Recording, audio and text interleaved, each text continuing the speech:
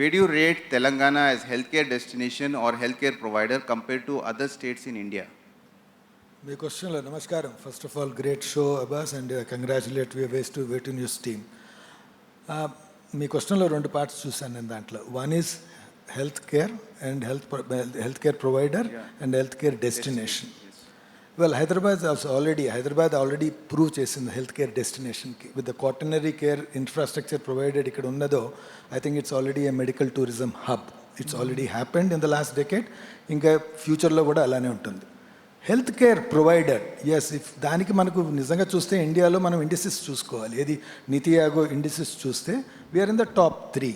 Health care providing and including health care budget మనం ఏదైతే spend చేస్తామో దాంట్లో చూసినా కానీ we are in the top 3 to top 5 states in India అన్నమాట. So overall we are doing very good regarding health care as a health care destination కూడా and health care ప్రొవైడర్గా కూడా. వెల్ దానికి 1 or 2 థింగ్స్ పాసిబుల్లీ ఉంటాయి దాని మీద డిస్కషన్ గురించి. But మీరు అడిగిన క్వశ్చన్కి మాత్రం మనం చాలా బాగా చేస్తున్నాం ఆ విషయంలో. And probably in the next few years లోపల కంప్లీట్గా ఐ థింక్ హైదరాబాద్ ఇప్పుడు వచ్చే స్టేట్ గవర్నమెంట్ పుష్ వల్ల ఏదైతే మెడికల్ టూరిజం చేస్తుందో I think this will be the first choice in India as a health care destination and health care delivery supplier. Telangana health care చాలా బాగా perform చేస్తుంది అని మీరు అనుకుంటే దానికి మెయిన్ కారణాలు ఏంటి?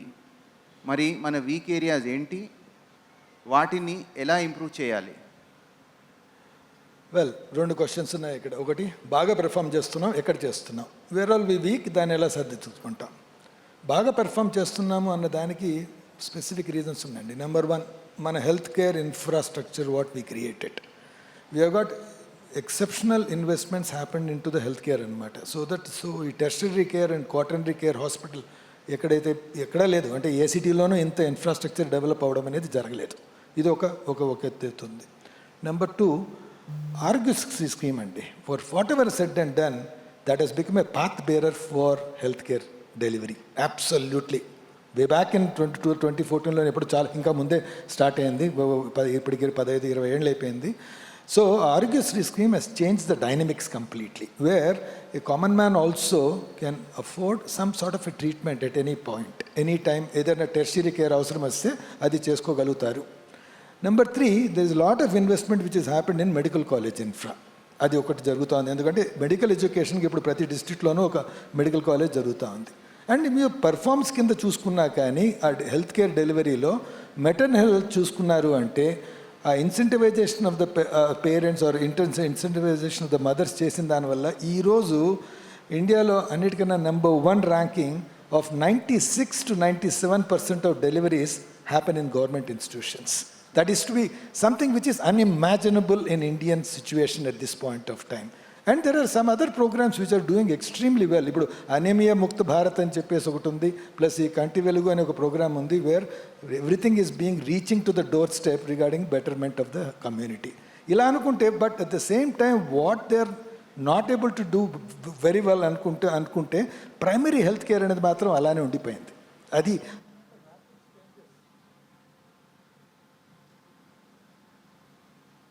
ఆ ర్యాపిడ్ చేంజెస్ ఎలా అయితే మీకు టెర్షరీ కెరీర్లో జరుగుతున్నాయో అలాంటి ర్యాపిడ్ చేంజెస్ అనేది ఆ ప్రైమరీ కేర్లో జరగట్లేదు. మనం 20 ఏళ్ల ముందు ఎలా చూస్తామో ఆ ప్రైమరీ హెల్త్ సెంటర్ అలానే ఉండిపోతూ ఉంది. అక్కడ ఇన్ఫ్రాస్ట్రక్చర్ రావటం లేదు. నెంబర్ 2, టెర్షరీ కేర్ డెవలప్ అయింది, ప్రైమరీ కేర్ డెవలప్ అయిపోతే ఏమవుతుంది? చిన్నదానికి కూడా ఒక పెద్ద హాస్పిటల్కి వెళ్ళాల్సి వస్తుంది. That increases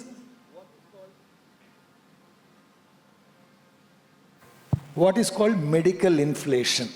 this is the word which we need to understand. ఇప్పుడు తెలంగాణలో medical inflation is the highest అండి. నేషనల్ యావరేజ్ 13% అయితే తెలంగాణలో 16% is it. That means cost of treatment అనేది హైయెస్ట్. మొన్నే వచ్చింది data which has been published. Cost of treatment highest state ఏంటి అంటే Telangana. So we are spending more money. That's not the correct way. So we need to correct that.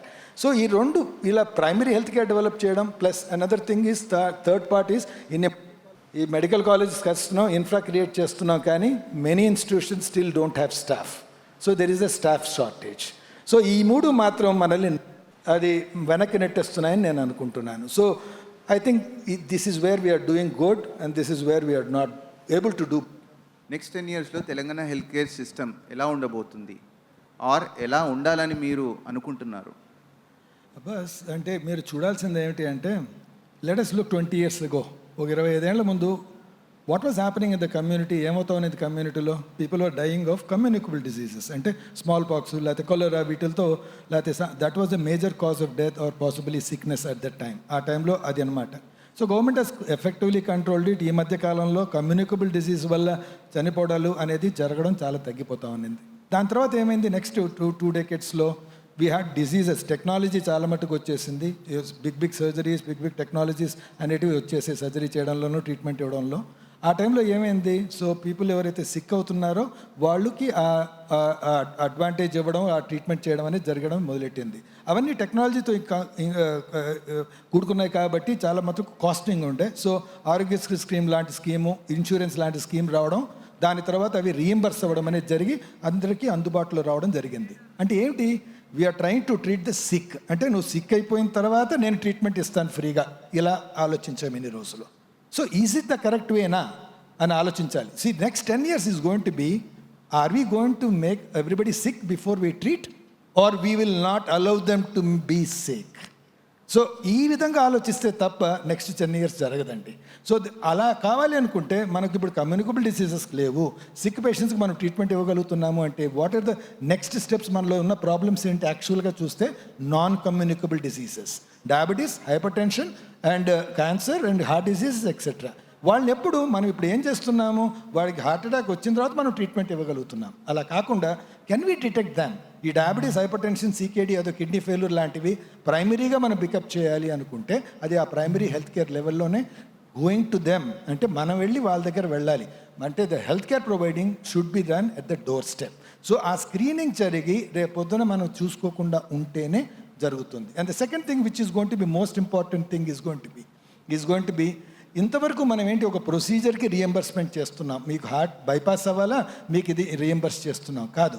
Tomorrow it should be on diagnosis based reimbursement and outcome based reimbursement. Heart డిసీజ్కి treatment చేయాలి, ఎంత cost అవుతుంది, దాని outcome ఎలా ఇచ్చావు, దానికి outcome బేస్డ్గా మీకు reimburse అవుతుంది అన్నప్పుడే క్వాలిటీ ఆఫ్ కేర్ అండ్ ఈ మెడికల్ ఇన్ఫ్లేషన్ని మనం కంట్రోల్ చేయగలుగుతాం. అంటే దీని అన్నిటికీ ఒకటే ఏంటంటే you need to put lot of investment in to health care. A digital health scheme అనేది ఒకటి రావాలి, ప్రతి ఒక్కరికి ఒక డిజిటల్ హెల్త్ కార్డ్ రావాలి.